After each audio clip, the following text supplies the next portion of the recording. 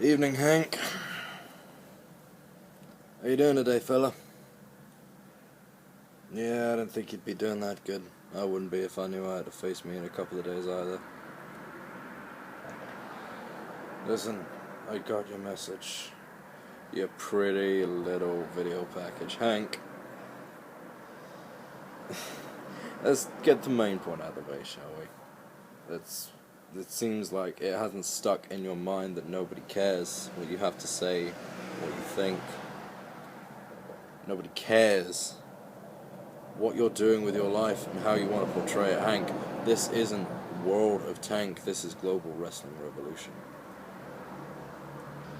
The only thing I've seen you revolutionize, Evanescent April.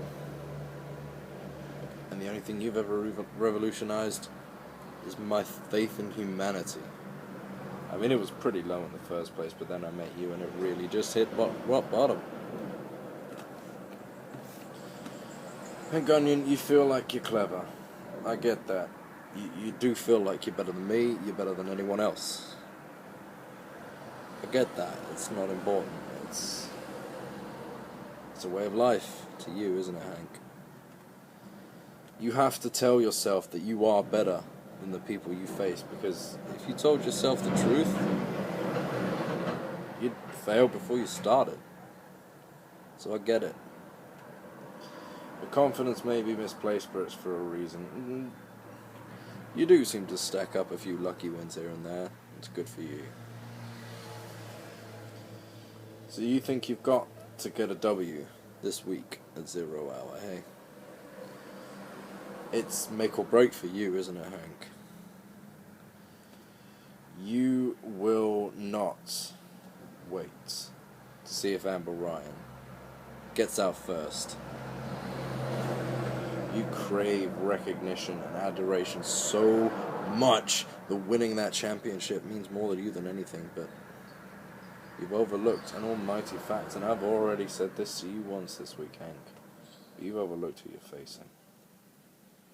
Once again, you're underestimating me.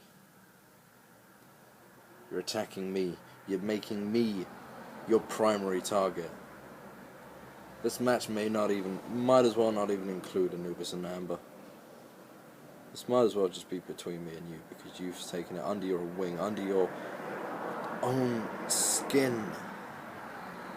About me, the way I make you feel. Hank, before you started this, our relationship was nothing personal. We didn't even have a relationship, we'd barely come across each other.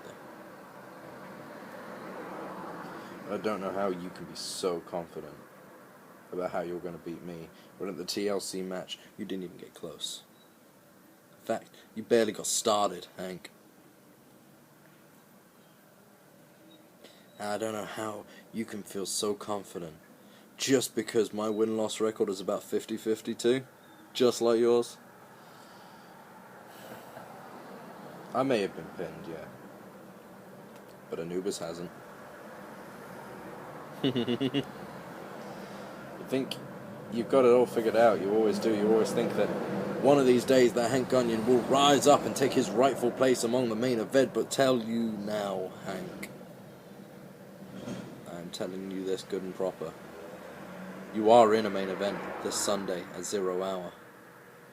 And you're in that main event because of me. Because of Anubis. We are the money here, Hank. They want to hate us, but they can. We're just that damn good. We're not here for the comedy value like you, Hank. That's your place. You keep the mid-card afloat with some comedy, with some slapstick humor. And don't get me wrong, I know I'm funny.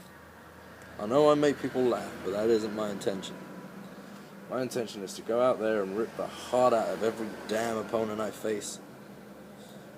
And that's when I don't feel personal towards them, so imagine how I'm feeling about you, Hank. Imagine what it's going to feel like for you when you step in that ring with me. Now, I don't want to make this personal, but you had to. I don't know why, but you had to. So here's what's gonna happen, Hank. Yes, I'm gonna don my little face paints and my little makeup. Hee hee haw. Fucking yank. And I'm gonna go down to that ring. And I'm gonna kick your ass.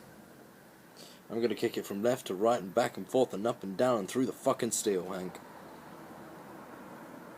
And then, just because I'm bored, I'm gonna do it again. And you know what? When I've escaped that cage, and I've made it to the bottom, and I've won the Revolution Championship, I'm gonna climb up that motherfucking structure again, and I'm gonna come out, I'm gonna get you, and I'm gonna throw you from the motherfucking top. Hank Gunyan, you have done nothing but piss me off for a while now, and I've held it back. I'm no one for seeking out fights backstage. You may have thought that the Affliction defined my personality, but again, it just shows your short-sightedness, Hank.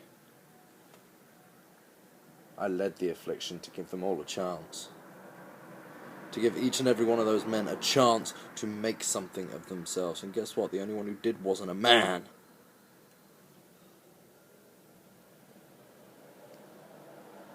When I realized that those idiots weren't listening to me, weren't taking my direction, I disbanded the group. They weren't worth it. They weren't worth my time. They were holding me back.